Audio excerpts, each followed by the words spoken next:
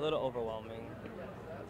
I mean, I come here a lot by myself, but it's kind of overwhelming seeing all these people here. For survivor Josean Garcia, it's a lot to be back at Pulse today. It's just the date. It's the date a year ago. A lot of anxiety. I didn't sleep much. And a lot of loss. It made me realize it today.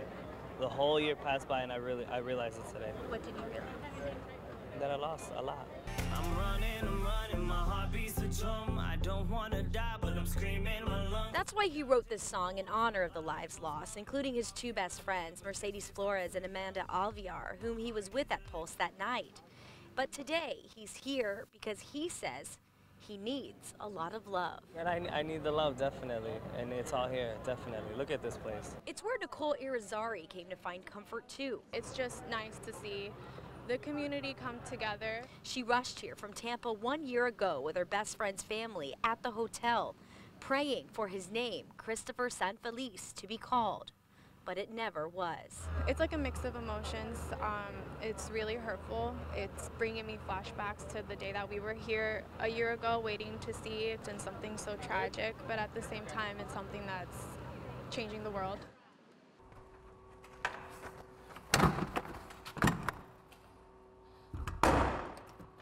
That's how you're supposed to unlock the bolted, barred back door, but the crooks, though, brought their own key, a monstrous crowbar. He has a huge crowbar. Like, his crowbar is like, it looks like the type like a firefighter would use to bust into a building that's on fire. The deadbolt just was completely destroyed, and this is destroyed. Aaron Holland took pictures of what they did to the door. They actually bent the metal with their bare hands and the crowbar.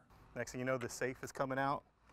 The safe is like 250 pounds. Somehow he's just pushing it, like when Han Solo was frozen in carbonite. Boba Fett was taking him out to Slave One. Put Captain Solo in the cargo hold. And it was just hovering. It looked like that. We should tell you, Aaron is the owner of this Winter Park store. Got, Captain America, Black Panther, Hulk. It's called a comic shop. It just felt really, really dirty. Felt like the bad guys won this time, you know. Aaron describes one crook as super strong, hurling like a Hulk the 250-pound safe up on stage. We need a Thor. We need somebody with a hammer to fight that crowbar. We had the whole wrecking crew in here. Whoever they are, Aaron says they were evil, maniacal, and hell-bent on breaking in. This guy was huge, like a hulking juggernaut, you know, unstoppable. He just bursts through the door, gets the safe, and just pushes it out like it was nothing.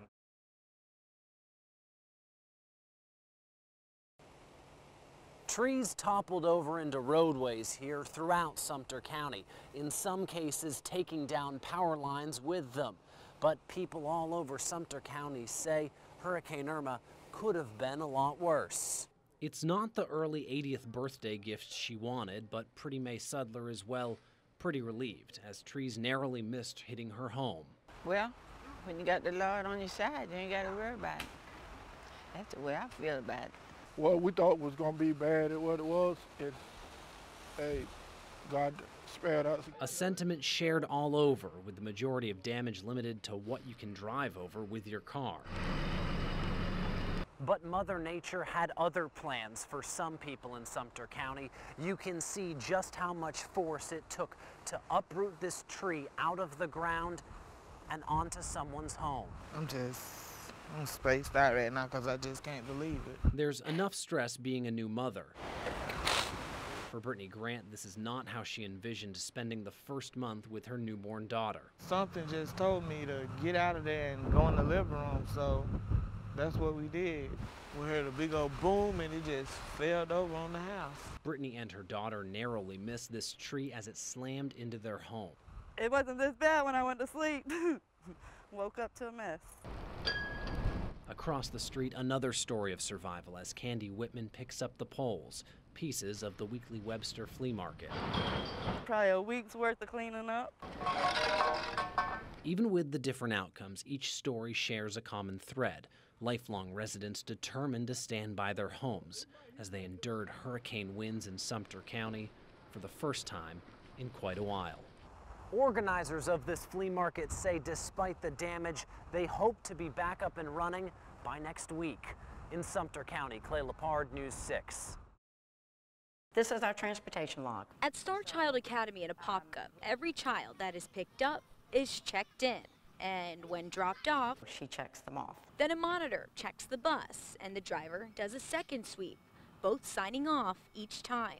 It's a simple process to follow. And it's what's required by DCF to prevent a child being left behind, outlining those steps in this letter sent to daycares yesterday after 2 toddlers, one right here at home, died. But those procedures were already in place, which if they had followed those procedures, that child would not have been left on that van. And owner Cindy Zimmerman says her staff goes above and beyond, not only having a no cell phone policy, but having buzzers on their buses too. After the driver has walked to the back of the bus, he pushes the button. If he does not push the button, the horns all start going off on the bus in about a minute or 2.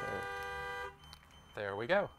Did you just do that? No, it why did does it by it do itself. this? Why is it going off right now? Because we had turned the bus on and we didn't push the button yet. It's very important because it forces the driver to go to the back of the bus. Hi, I'm Steve Diaz. Steven Diaz owns Rapid Home Solutions, a home building company. Here he is in a promotional video. But these photos capture Rapid Home Solutions in a different light. They're from the Florida Turnpike, and Turnpike officials say they show company vehicles as well as Diaz's personal SUV using the Turnpike but not paying the tolls. Records show Diaz and his company together owe more than $2,800 in tolls and fees just in Orange County. And he's not alone.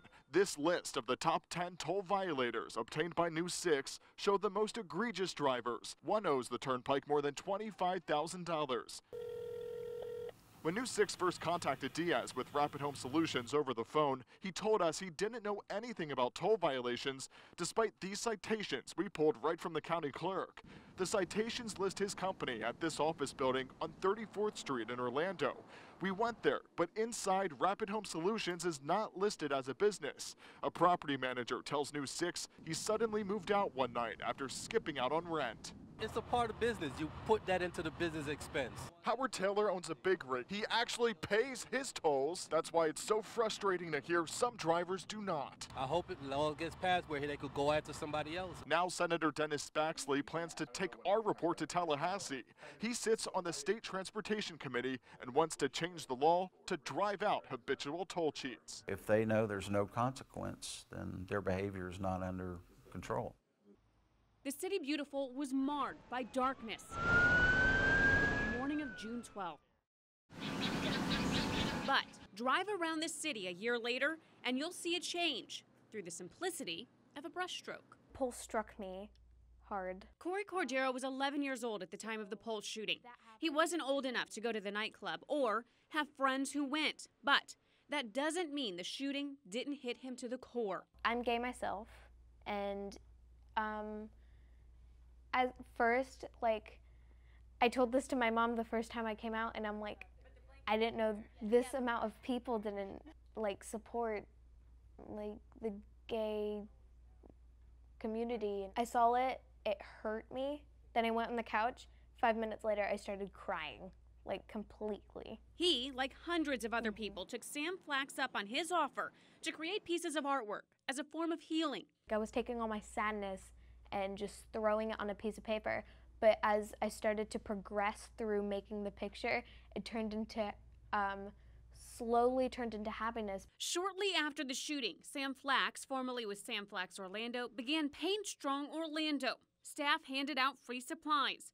Tools once used to create art, now a means to a new beginning. That although it's, coming from sadness and tragedy, walking through the collection and seeing the pieces, it is a positive experience because you feel the support and love that's coming through from the community in response to this event. 280 pieces were created.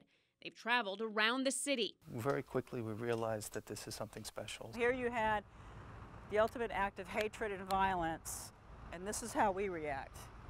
And that we're reacting with love, and we're putting it right out there, and we're leaving it out there, and this is how Orlando is. This is how we react to this kind of violence. These are beautiful. Why would we take these down? Drive around Commissioner Patty Sheehan's district and you will see the outpouring of love and support. I just love this. Just across the street from Pulse sits one of Commissioner Sheehan's favorite pieces.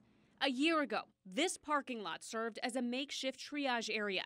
Today, it's a message the city has wrapped its arms around. I think this community has really shown not only are we not afraid, we're creative, we're going to create beauty out of something that was ugly, we're going to honor the victims. Hatred put Pulse in the spotlight, but the people of Orlando are setting a new stage with one simple mindset. We're not different, we just don't love the same gender.